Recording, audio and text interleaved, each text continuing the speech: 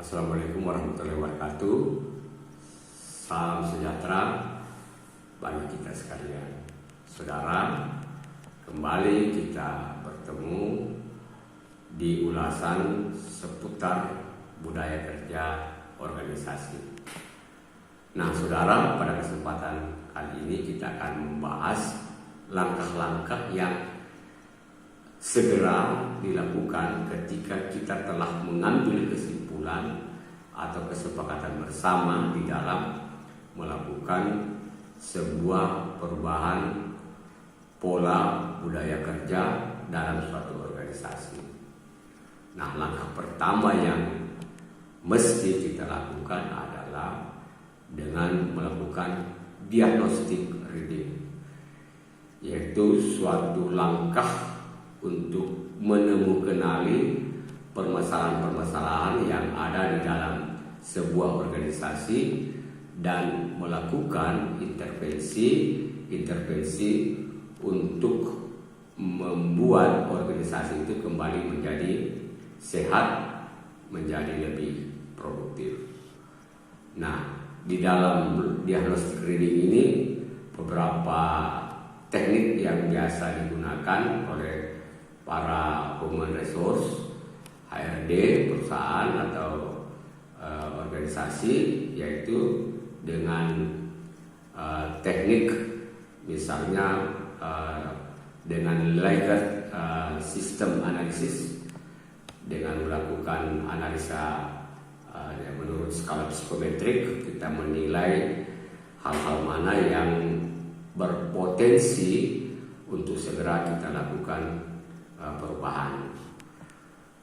Kemudian yang berikut bisa juga kita melakukan dengan teknik open system theory, di mana kita mencoba secara terbuka mengkomunikasikan kepada pihak luar, kepada user kita, hal-hal mana yang positif yang perlu dikembangkan, hal-hal mana yang negatif yang sudah semestinya kita tinggalkan. Nah, di sini kita akan menilai seberapa efektifnya suatu proses, mulai dari input sampai ke output sampai tujuan yang akan kita capai dengan sistem yang kita kembangkan secara terbuka untuk mendengar saran dan masukan kritikan dari pihak lain. Nah, bisa juga kita melakukan dengan teknik diagnostik individual atau group behavior. Kita melakukan self assessment terhadap diri kita. Kita secara jujur menyampaikan bahwa ini hal-hal yang negatif yang saya harus tinggalkan, dan ini nilai-nilai positif yang saya harus perjuangkan untuk saya capai.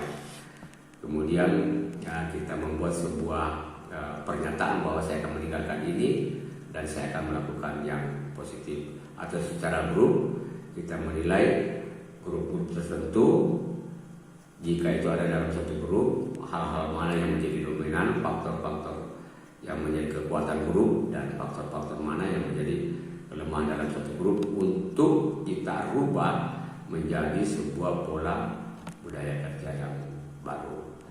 Berikut kita melakukan langkah yang kita sebut sebagai langkah penetapan tujuan. Setelah kita lihat permasalahannya, kita lakukan penetapan target tujuan. Nah, biasanya di sini kita melakukannya dengan metode SMART. SMART itu spesifik, jadi tujuan yang ingin dicapai itu sifatnya spesifik, jelas, tidak deviasi, sehingga mudah kita ukur. Jadi setelah tujuannya spesifik, kemudian tujuan itu bisa terukur, dan setelah bisa terukur kita bisa capai, dan perubahan itu relevan dengan kekinian, dengan sistem manajemen modern yang kita akan kembangkan. Kemudian yang berikut adalah limitasi waktu untuk setiap perubahan yang kita telah rancangkan secara bersama. Nah, dalam hal ini tentu tidak ada perubahan yang bisa terjadi secara spontan. Oleh sebab itu kita tentukan batas waktu, limitasi untuk suatu nilai-nilai kerja yang akan kita lakukan perubahan. Katakanlah misalnya dari segi kedisiplinan, misalnya kita ukur dalam waktu 6 bulan, kita evaluasi sejauh mana tingkat kedisiplinan ini berubah dari yang dulunya 30% mungkin sekarang menjadi 70%. Nah ini time waktunya dalam waktu misalnya 6 bulan. Nah, setelah kita lakukan penetapan target tujuan, maka langkah berikutnya yang kita lakukan adalah sesegera melakukan pembudayaan pola kerja organisasi yang baru yang kita sepakati. Jangan tunda-tunda waktu lagi, segera kita melakukan upaya atau langkah-langkah untuk mencapai pola budaya kerja yang baru yang kita telah sepakati.